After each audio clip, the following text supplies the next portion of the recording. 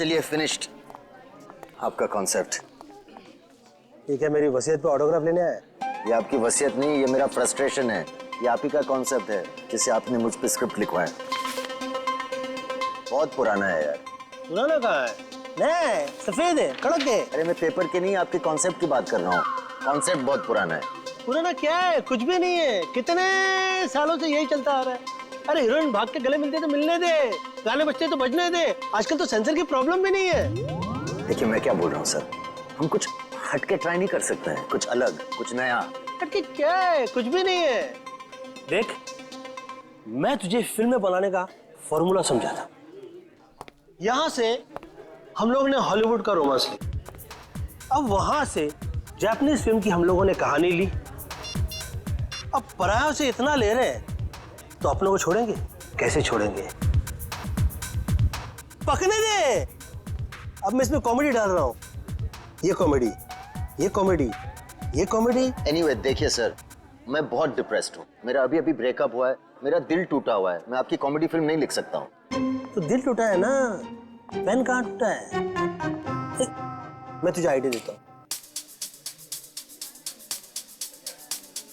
एक विलन वहां से चल के यहां आके और एग्रीमेंट पे साइन करने के लिए कहता है। सामने वाली पार्टी तैयार नहीं।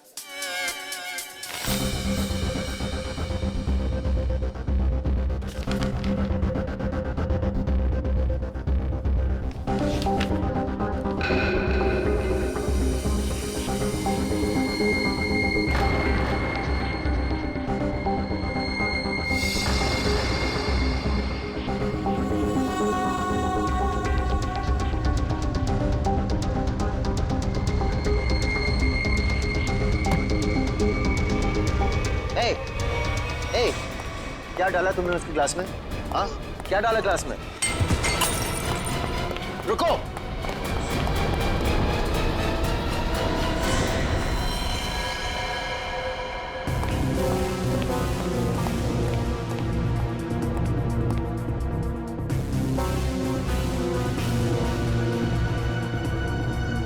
ये तो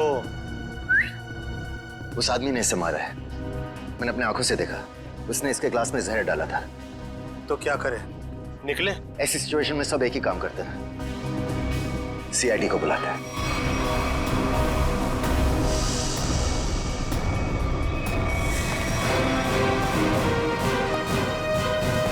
यस सर। सर मैंने ही फोन किया था। मिस्टर यूडी। यस। आपके और अरमान जी के सामने मारा है? मुझे पता नहीं, इन्होंने देखा है। इन्होंने देखा। इन्होंने? मिस्टर यूडी, हमने सुना है कि आप कहानी वगैरह भी लिखते हैं। जी सही सुना आपने।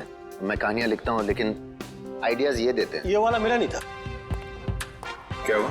ये खूनी कचरा है। मिस्टर यूडी, आपने इस आदमी का खून होते हुए देखा? जी, उस लड़के ने इनके जूस में कुछ मिलाया था।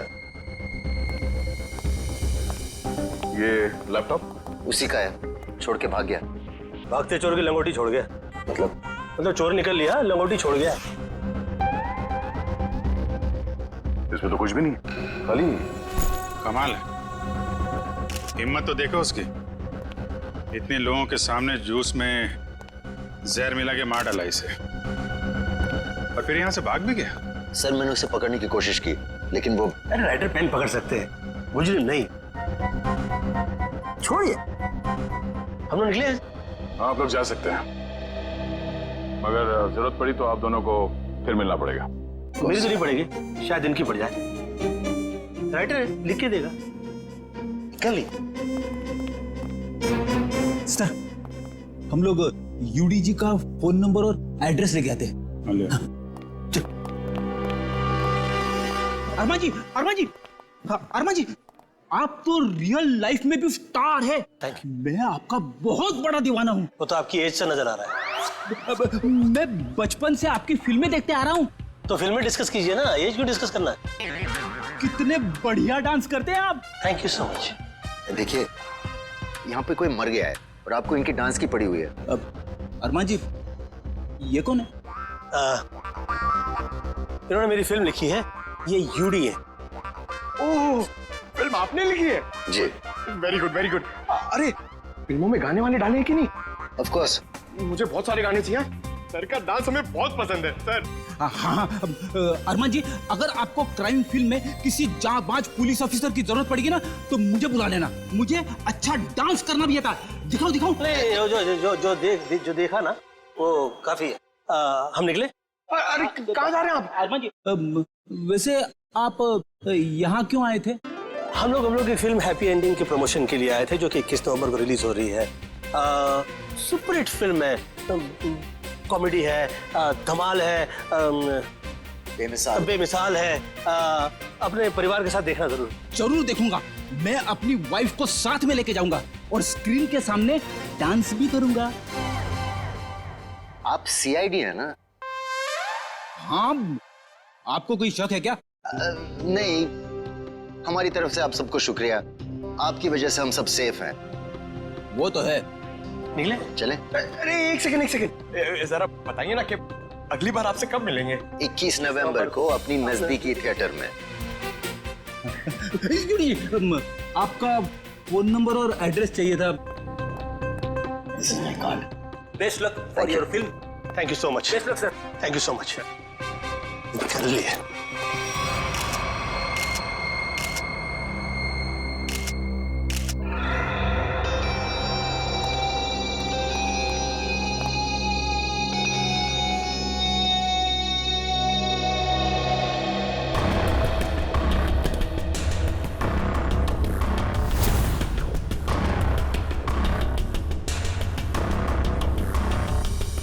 Parking ticket. प्रतीक, ये आदमी यहाँ होटल में ठहरा था या कहीं बाहर से आया? नहीं सर, ये हमारे होटल के गेस्ट नहीं है, कहीं बाहर से आया था। ये जो लड़का भागा है उसका चेहरा तो देखा होगा ना आपने? हाँ सर, देखा है। उसका स्केच बनवाइए जरा। Okay sir. और ये पार्किंग टिकट है, मतलब किसी गाड़ी से आया था। देखो जरा। जी सर। इस पे जो गाड़ी का नंबर लिखा हुआ है ना? जी। देखो गाड़ी कहाँ पे है। जी सर। फ्रेडी, वॉचमैन से पता करो जो आदमी यहाँ से भागा था वो यहाँ से बाहर गया कैसे। Yes sir.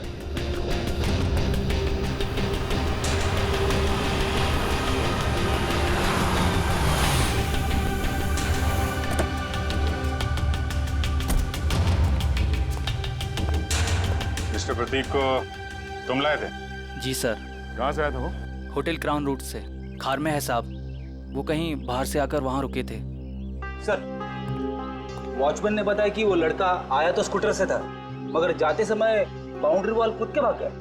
तब तो स्कूटर अभी भी यहीं पे होगा। देख, तुम सीसीटीवी फुटेज चेक कर लो, तब तक मैं होटल क्राउन रूट चेक कर लेता हूँ जहाँ पे प्रतीक ठहरा हुआ था। ठीक है। देखिए हम लोग सीआईडी से। आपके ये गेस्ट मिस्टर प्रतीक, इनका किसी ने जहर दे के खून कर दिया है। हे भगवान। मैडम, हमें आपके इस गेस्ट के बारे में वो सारी जानकारी चाहिए जो आप लोगों के पास है। सर, मिस्टर प्रतीक दिल्ली के रहने वाले हैं और यहाँ बिजनेस के सिलसिले में वो हमेशा आते जाते रहते हैं और वो जब भी आते हैं हमारे होटल में रुकते हैं। हमें मिस्टर प्रतीक का कमरा दिखाइए।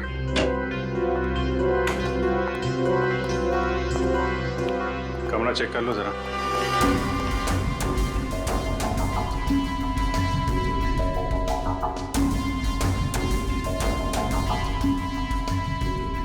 काफी भारी है सर, ऐसा लग रहा है इससे प्रतीक जी पूरे 1 साल का कपड़ा पैक करके आते थे।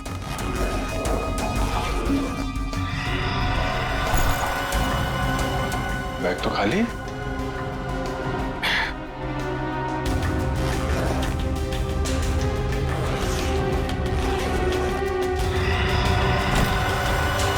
खाली बैग और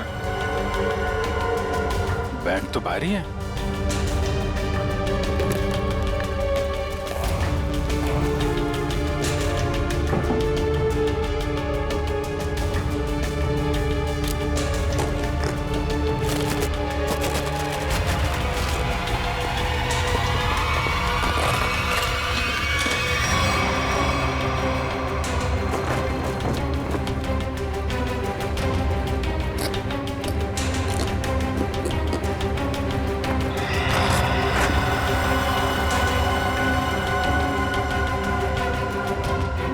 ऐसे छुपा के रखा है?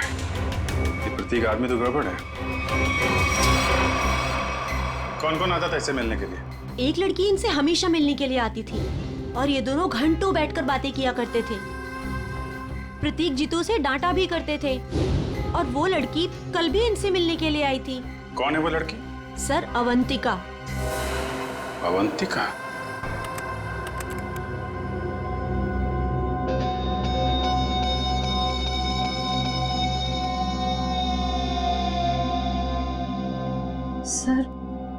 सर वो स्कूटर काफी देर से वहीं पर है। हाँ श्रेया, ये स्कूटर खूनी का हो सकता है। वजह जरा इस फुटेज को और पीछे से प्ले करना।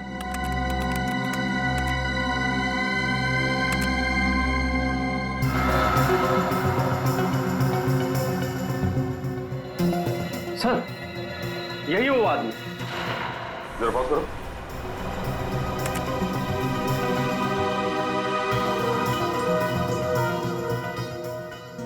सर ये तो वही आदमी है। हाँ श्रेया, स्कूटर का नंबर लेकर आरटीओ से पता करो ये स्कूटर किसके नाम से रजिस्टर्ड है और उसका एड्रेस है क्या।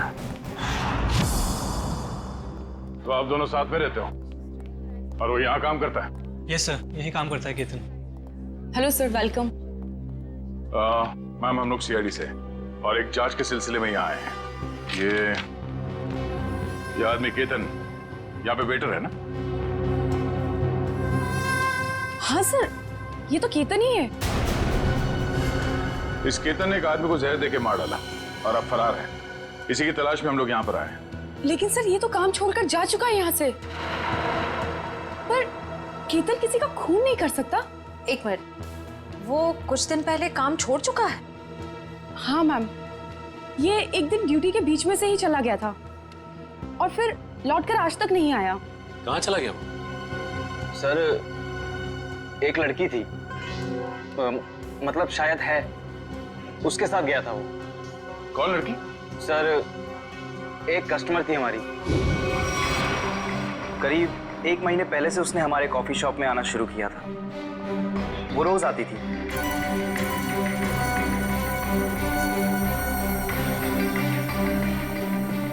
और उस कोने वाली टेबल पर जाकर बैठ जाती थी।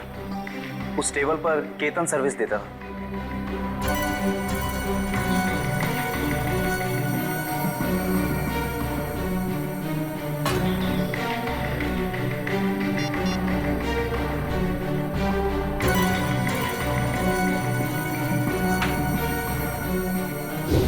सर, केतन ने उसका नाम भी बताया था हमको।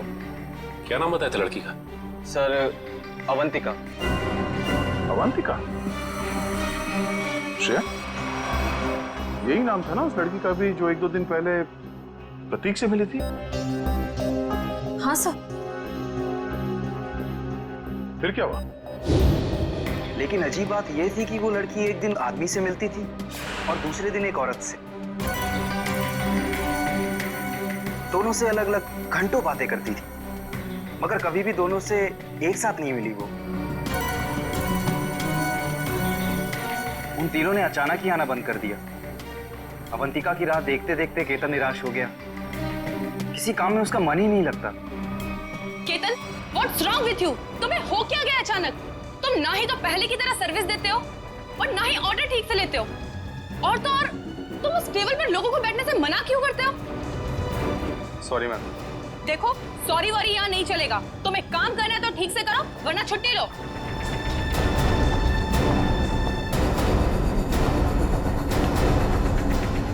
यार, अपने दिमाग से उसका ख्याल निकाल यार। अवंतिका ने वो टेबल खरीद नहीं लिया है, ना ही हमेशा के लिए रिजर्व किया है। यार, एक कस्टमर थी, अब नहीं है। बस नहीं यार, मैं उसे भूल नहीं पा रहा हूँ। उसने कुछ बताया भी नहीं और अचानक से गायब हो गई।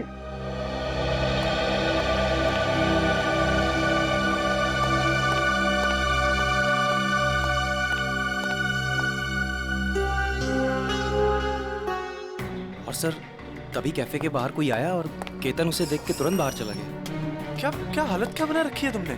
शायद वो अवंतिका ही थी, शॉल से अपना चेहरा छुपाए हुए। और केतन सब कुछ छोड़कर उसके पीछे भाग गया। अच्छा, उस आदमी और औरत के बारे में आप लोग कुछ बता सकते हैं जो अवंतिका से मिलने आते थे? नहीं सर, उनके बारे में हम कुछ नहीं जानते। देखिए, हमें इस कॉफी शॉप के अंदर की बाहर की सारी सीसीटीवी फुटेज चाहिए जब से अवंतिका यहाँ आती थी। श्योर मैम, मैं अरेंज करवाती हूँ।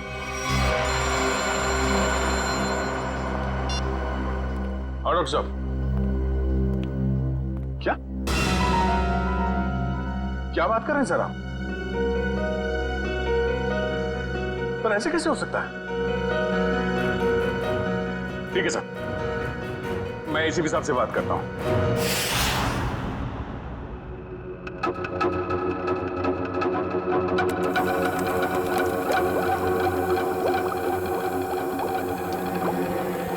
अरे आप ये क्या कह रहे हैं डॉक्टर साहब? हमारी जांच गलत दिशा में चल रही है। बिल्कुल गलत दिशा में चल रही है। आप लोगों का मानना है कि प्रतीक ने जूस पिया और मर गया। हाँ? वेल, जो देखा गया और जो सुना गया वो पूरा सच नहीं है। प्रतीक ने जो जूस पिया था उसका केमिकल टेस्ट करने के बाद हमें ये पता चला कि उसमें कोई जहर नहीं था बल्कि एक ड्रग था। ड्रग? हाँ, लेकिन प्रतीक ने जूस पिया और जूस पीते ही मर गया ना वो। यही तो सबसे ज्यादा चौंकाने वाली बात है अभिजीत।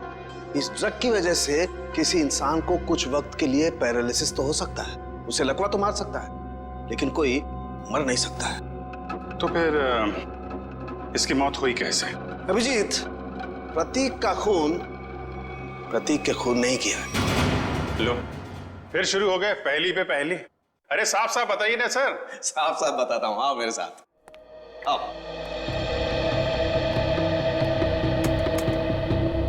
ये देखो, ये प्रतीक की ब्लड सेल्स और ये एक नॉर्मल इंसान के ब्लड सेल्स है। दोनों में फर्क है और फर्क ये है कि प्रतीक को थैलेसीमिया है।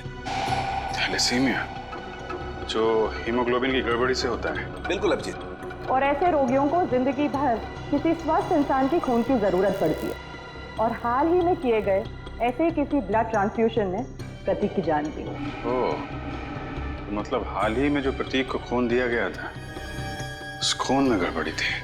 बिल्कुल, और इस खून में टॉक्सिन्स मिलाए गए थे। मतलब इस खून को जानबूझकर जहरीला बनाया गया था जिससे इसकी मौत हो गई। प्रतीक के मरने की शुरुआत तो कुछ दिन पहले ही हो चुकी थी। केतन उसके जूस में कुछ डालता या नहीं डालता, इसकी मौत तो पक्की थी। सर, इसका मतलब खूनी केतन नहीं, कोई और है। हाँ, लेकिन केतन ने भी तो इसे पैरालाइज करने की कोशिश की थी। अब ये कौन है जिसने इसकी बीमारी का फायदा उठाया और इसकी जान ले ली? एक आदमी और दो दुश्मन। हाँ जी, मुझे 1 महीने के सारे कॉल रिकॉर्ड डिटेल्स चाहिए और खास करके 24 घंटे के।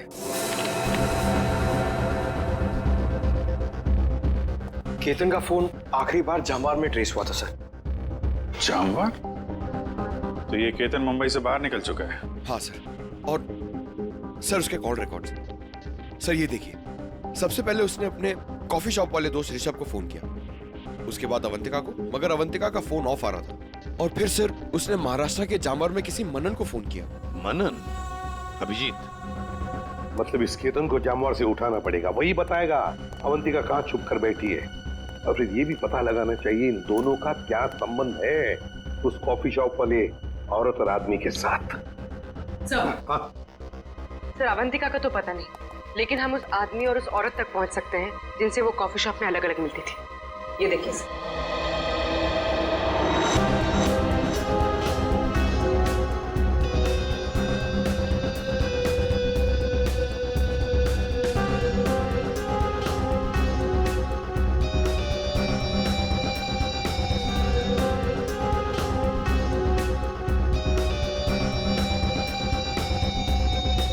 ये लोग तो काफी अमीर दिखते हैं सर, फिर भी यहाँ आने के लिए अपनी कार की बजाय टैक्सी का इस्तेमाल किया है। वही तो अभिजीत, इस टैक्सी के नंबर प्लेट से उनके ड्राइवर्स का पता चल जाएगा और ये ड्राइवर्स हमें बताएंगे इस अमीर आदमी और औरत के बारे में। क्या गलती की साहब, मुझे क्यों बुलाया है? देखो, तुम लोगों से कोई गलती वलती नहीं हुई, कोई भी गलती नहीं हुई। बस हम सिर्फ कुछ जानना चाहते हैं। ये देखो, ये औरत और ये आदमी इन लोगों को तुमने कभी देखा है? तुम जानते हो इन्हें? ये दोनों भी पिछले महीने कुछ दिनों तक ग्रैंड मोटर्स होटल में आते जाते रहते थे। ये आदमी, इसे तो मैं जानता हूँ। ये तो एक बार मेरे टैक्सी में बैठा था। कौन है ये? कहां से बैठा था तुम्हारे टैक्सी में? कौन है ये साहब, मैं नहीं जानता हूँ, लेकिन पिछले महीने जुहू सर्कल पे एक कॉलोनी से इसे मैंने उठाया था सुबह सुबह। इसके पास 1000 रुपया था साहब। मेरा भाड़ा 390 रुपया था। मैंने इसे 600 रुपया वापस कर दिया, लेकिन ये 20 मिनट तक 10 रुपए के लिए बकबक करता रहा। फिर बाद में मैंने साहब इससे 10 रुपया लेके उसको दिया था। हाँ सर, याद है। अभी तक इसने 10 रुपए दिए भी नहीं मुझे। कुछ बता सकते हो ये जुहू में कहाँ रहता है? ये तो मालूम नहीं है साहब, लेकिन जाते जाते इसने कहा था कि मेरा तो इधर रोज का आना जाना है। अगर ऐसे ही मैं 10-10 रुपए डेली छोड़ता जाऊं तो महीने का 300 रुपया हो जाएगा। पैसे वाला आदमी था साहब, लेकिन 10 रुपया के लिए बहुत चिक-चिक किया साहब, बहुत चिक-चिक किया एकदम। ठीक है, चलो हमारे साथ।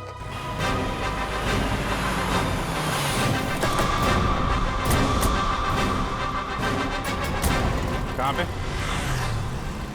हाँ जी सर, यहीं से मैंने उठाया था उसको और होटल से लाने के बाद यहीं पर छोड़ा भी था मैंने उसे। यहाँ पे?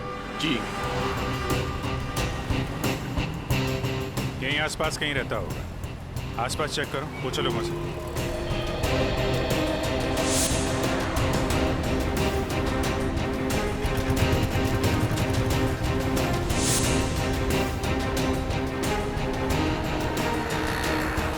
अरे भाई साहब, जरा देखना इस आदमी को पहचानते हैं क्या आप? अरे साहब, अभी हमें 5 गाड़ियां और धोना, मेरे पास बिल्कुल टाइम नहीं है। अरे यार, थोड़ा टाइम निकालो ना काम से, लोगों की मदद भी क्या करो भाई। ठीक है साहब, लाइए दिखाइए फोटो। ये देख। अरे ये तो अपने निरंजन साहब हैं। निरंजन साहब? हाँ साहब, ये यहीं तो रहते हैं।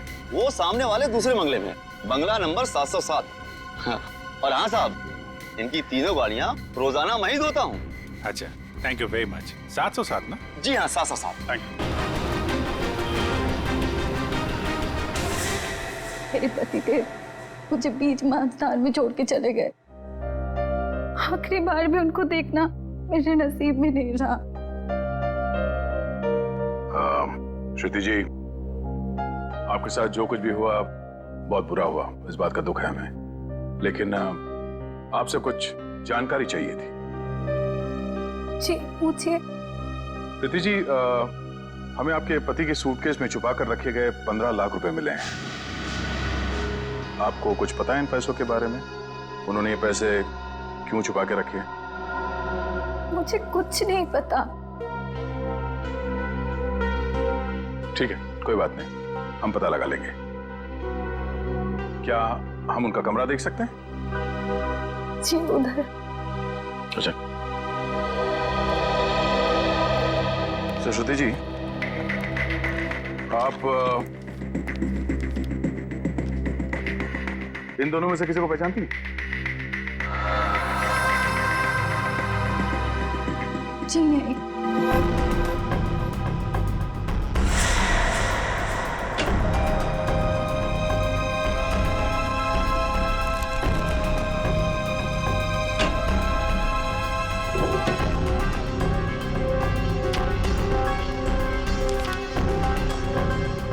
ये प्रतीक ऐसा क्या काम करता था कि अलग अलग अकाउंट से इतने सारे पैसे आए यहाँ पे?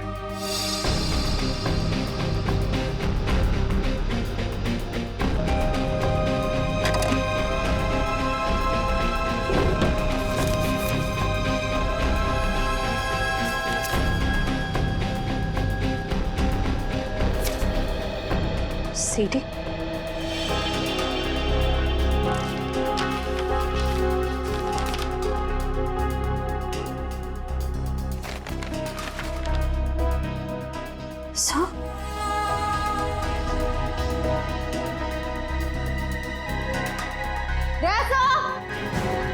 आशा, ये देखिए।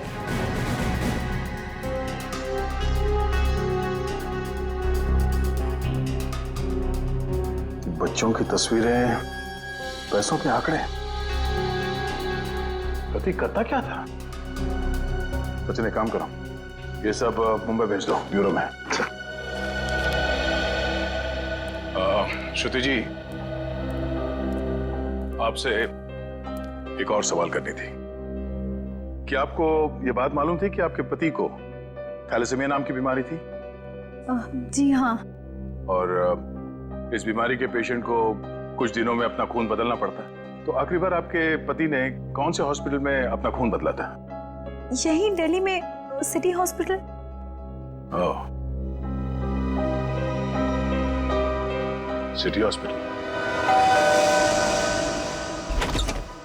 मिस्टर निरंजन, आप ये पूछें कि हम लोग कौन हैं और यहाँ किस लिए आए हैं, तो आपको बता दें कि हम लोग सीआईडी से हैं और आपसे कुछ पूछताछ करने आए हैं। सीआईडी?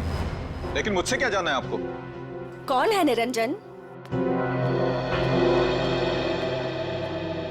विशाखा, ये लोग सीआईडी से हैं और लगता है हमारे बारे में काफी कुछ जानते हैं। जी हाँ, और अब ये जानना चाहते हैं कि ग्रैंड मोटर्स के कॉफी शॉप में आप दोनों अवंतिका से मिलने अलग अलग जाते थे और यहाँ एक साथ दिख रहे हैं, क्या मजा है?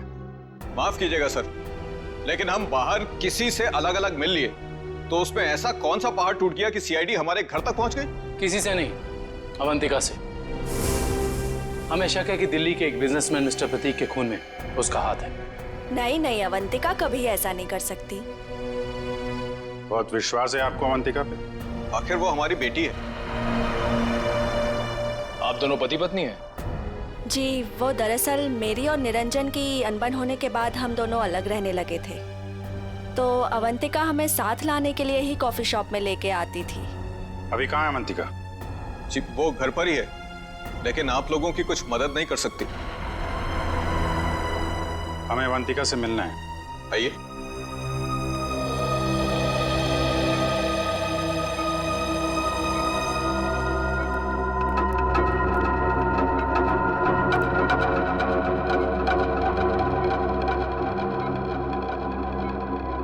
क्या हुआ इसे? सीढ़ियों से गिर गई थी, सिर में चोट लगी है, तब से कोमा में है। डॉक्टर्स ने कहा है कि कुछ महीनों में इसे होश आ जाएगा, इसीलिए इसे हम घर ले आए और घर से ही सारा ट्रीटमेंट चला रहे हैं। नर्स मिशा इसकी देखभाल के लिए पूरे दिन घर पर ही रहती है। मिशा, कैसी हालत है अवंतिका की? सर, अभी तो कुछ कह ही नहीं सकते कि इन्हें कब होश आएगा। अब तो अवंतिका में सिर्फ जान बची है, मगर शरीर और दिमाग पूरी तरह नाकाम है। अब इस केतन को ढूंढना ही पड़ेगा।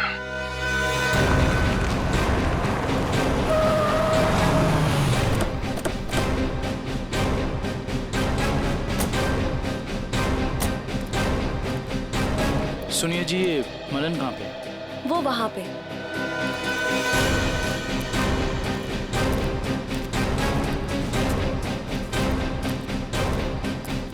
ये मनन। हाँ जी, आप कौन? जरा केतन को बुलाओ, से मिलना है। कौन केतन? यहाँ कोई केतन नहीं रहता। देखो, केतन ने तुम्हें आखिरी फोन किया था, इसलिए तुम्हारे तक पहुंचे हैं। अब अगर झूठ बोलोगे तो तुम्हें भी साथ में ले जाएंगे। कहाँ ले जाएंगे? वहीं जहाँ बिगड़े हुए लोग ठीक किए जाते हैं, मुजरिमों की मरम्मत की जाती है। अगर केतन यहाँ पे निकला तो उसको छुपाने के गुनाह में तुम्हारी भी मरम्मत हो जाएगी, समझे तुम? नहीं नहीं साहब, ऐसा मत कीजिए। वो अंदर छुपा है, इसके चक्कर में मैं नहीं फंसना चाहता।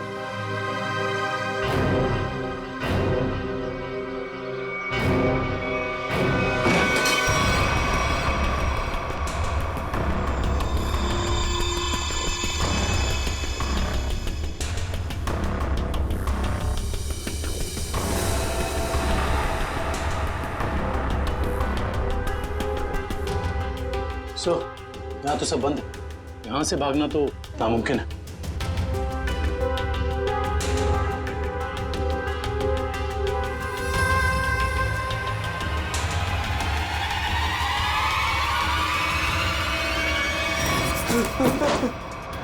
आगे बता रहा आगे बता रहा साहब, मैंने सब बातें सुन ली आपकी। अगर आप आगे आए तो मैं खुद को मारूंगा साहब। अरे वाह, वहाँ दिन दहाड़े होटल में जूस में ड्रग मिला के आदमी को मारने की हिम्मत है तुमने, और यहाँ इतने डर गए हो कि खुदकुशी कर रहे हो? नहीं साहब, मैंने नहीं मारा साहब। मैंने उसे नहीं मारा। तो उसने कहा था उस दवा से प्रतीक कुछ दिनों के लिए कुछ भी नहीं कर पाएगा, पैरालिसिस हो जाएगा उसे। हाँ, ये तो तुम सही कह रहे हो। अब ये भी सही सही बता दो कि किसने कहा था। देखो केतन, अगर कातिल को पकड़वाने में तुमने हमारी मदद की तो तुम्हारी सजा कम भी हो सकती है, हैं?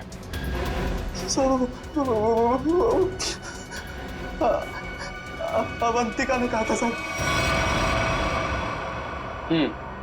ठीक है, पहले अपना ये चाकू दो। लाओ चाकू दो। आजा। कुछ नहीं होगा तुम। चाकू दो। आजा। लाओ लो। अब आजा। आ जाओ।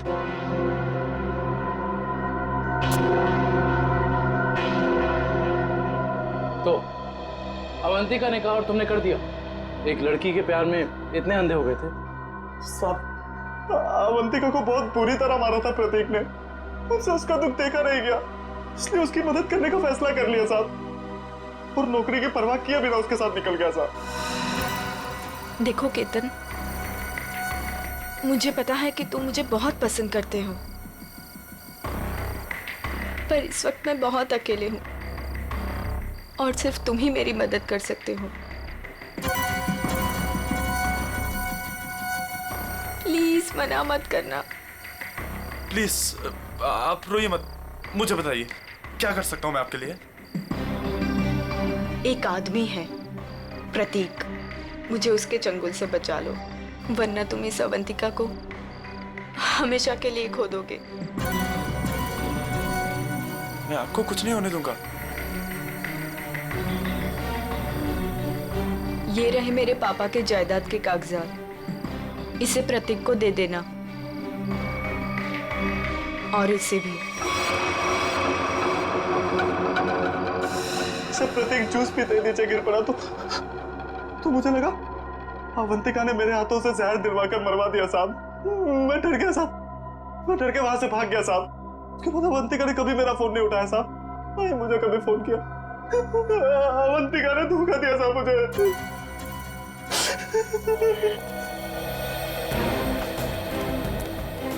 सर, ये प्रतीक आखिर अवंतिका से चाहता क्या था?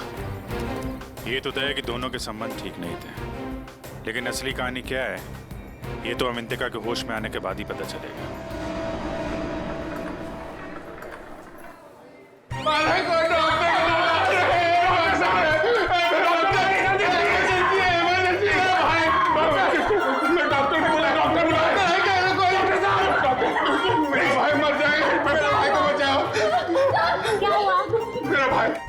प्रतीक भैया वो मर जाएंगे, उसे बचा लीजिए, डॉक्टर को बुलाइए प्लीज प्लीज। मेरा भाई। प्रतीक भैया देखिए, वो इस हॉस्पिटल में ब्लड ट्रांसफ्यूजन के लिए आते थे, उन्हें थैलेसीमिया की बीमारी है।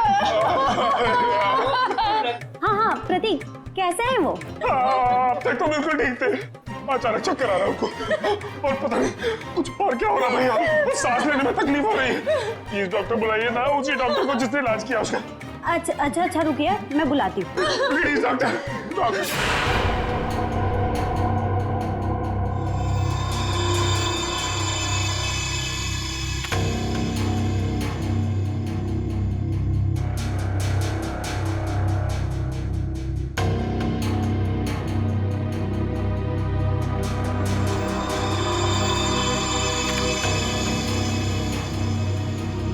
प्रतीक ने इन बच्चों की फोटो काफी संभाल के रखी थी।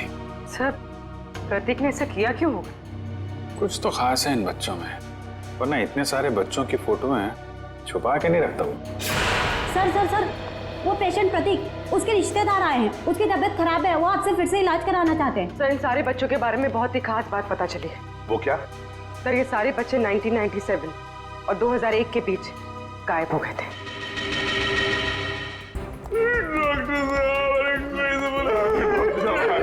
जी, कहाँ है प्रतीक? मैंने उसका इलाज किया था। अरे डॉक्टर साहब, आपने मेरे भैया प्रतीक का ब्लड ट्रांसफ्यूजन किया था? जी। अरे डॉक्टर साहब, मरीज है कहाँ?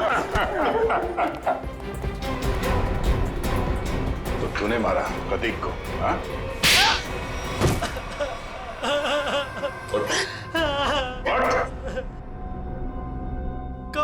लोग? सीआईडी, अब फटाफट बकना शुरू कर, वरना बताता हूँ। मेरे पास एक आदमी का फोन आया था। उसने मुझसे कहा प्रतीक को जहर मिला हुआ खून देना है जिससे वो मर जाए। इसलिए मैं... शर्म नहीं आती तुम्हें? एक डॉक्टर होके तुमने मरीज का खून किया। सॉरी, वो गलती हो गई। उस आदमी ने कहा था कि मिशा नाम की औरत आएगी और इस काम के बदले अच्छा खासा रकम देगी, तो मैं लालच में आ गया। ओह, मिशा। नर्स मिशा इसकी देखभाल के लिए पूरे दिन घर पर ही रहती है। ओह नो, ये मिशा अभी अवंतिका की देखभाल कर रही है। चलो।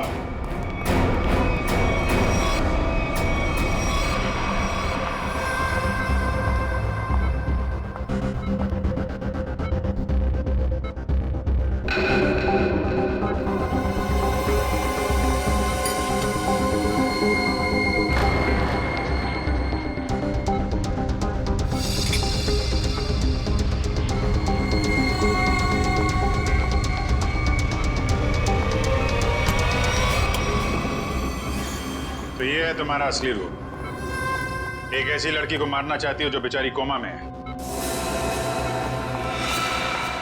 ये क्या कह रहे हैं आप? मैं तो बस विटामिन का इंजेक्शन दे रही थी। विटामिन का इंजेक्शन है? आप भी काफी कमजोर दिख रही हैं। इनको लगा दो विटामिन का इंजेक्शन। निखिल, जरा हेल्प करो। जरा चल, हाथ दे। नहीं, नहीं, मुझे इंजेक्शन मत दो। नहीं, छोड़ो मुझे। विटामिन का एक छोड़ो मुझे। एक नहीं, नहीं, इसमें जहर है। छोड़ो मुझे। जहर है इसमें। सीआईडी इतनी रात को मेरे घर में? अरे ये देखिए ना, ये मिशा आपकी बेटी अवंतिका को जहर का इंजेक्शन लगा के मारना चाहती है।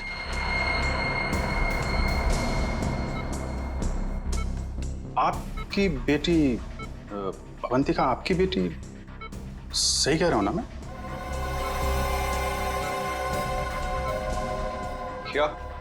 क्या मतलब है आपका? Thank you very much sir. ये तो कंफर्म हो गया। प्रतीक के घर से मिले डीवीडी में जो अमीर लोगों के नाम मिले थे वो खोए हुए बच्चों के पेरेंट्स ही हैं सर।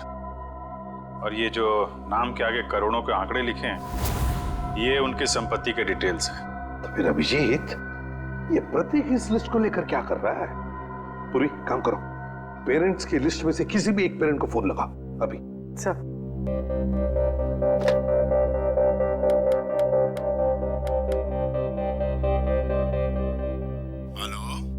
Hello mister Kumar. हाँ जी, मैं सीआईडी से बोल रही हूँ। हमें आपसे कुछ बात करनी है। सीआईडी से? कहिए, क्या बात करनी है आपको? मिस्टर कुमार, मैं इंस्पेक्टर अभिजीत सीआईडी से। हम आपके खोए हुए बेटे सोहम के बारे में कुछ पूछना चाहते हैं, जो दिसंबर 1998 में गायब हुआ था जब वो 7 साल का था। माफ कीजिएगा, हम आपके पुराने घाव को ताजा कर रहे हैं, पर क्या उसके बाद से सोहम के बारे में आपको कुछ पता चला? कोई चीज, कोई बातचीत? पता नहीं आप लोग ये क्यों पूछ रहे हैं, मगर 3 महीने पहले एक लड़का सोहम होने का दावा कर रहा था,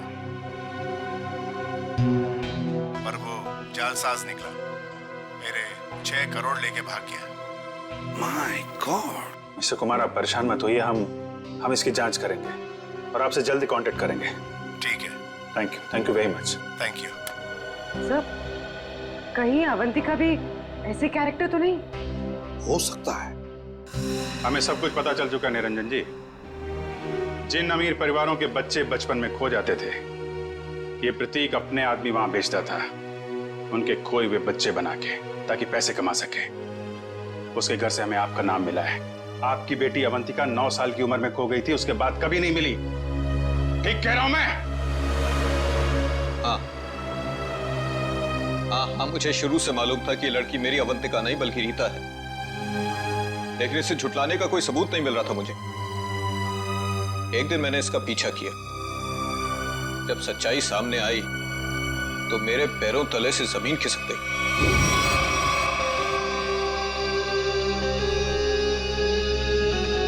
पागल हो गई हो तुम? ये हमारा बिजनेस है रीता। हम उन अमीर लोगों को लूटते हैं जिनके बच्चे उनसे काफी पहले बिछड़ चुके हैं। कुछ देर के लिए नकली सही, लेकिन उनको उनका बच्चा तो मिल जाता है ना, और हमें उनकी दौलत। प्रतीक जी मुझे माफ कर दीजिए, मुझसे अब और ये नाटक नहीं होगा। कैसे नहीं हो सकता? 55 करोड़ रुपए का प्लान है। इस तरह अगर तुम बीच में छोड़ के चली गई तो अरे किए कराए पर पानी फिर जाएगा। समझने की कोशिश कीजिए प्रतीक जी, उस निरंजन को मुझ पर शक हो गया है, और इस तरह कब तक मैं उनकी बीवी विशाखा को बेवकूफ बनाती रहूंगी।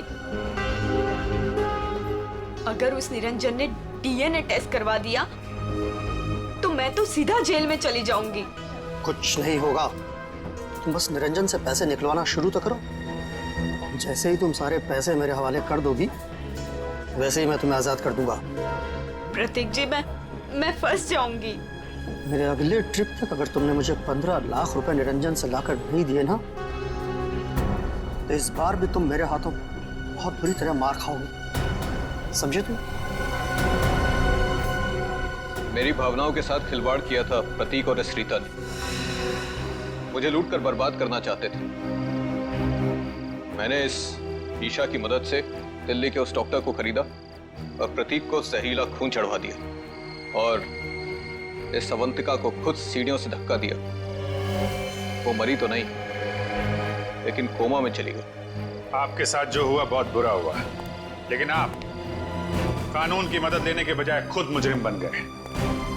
अब आपको और इस मिशा को जेल जाना होगा अपने गुनाहों की सजा भुगतने।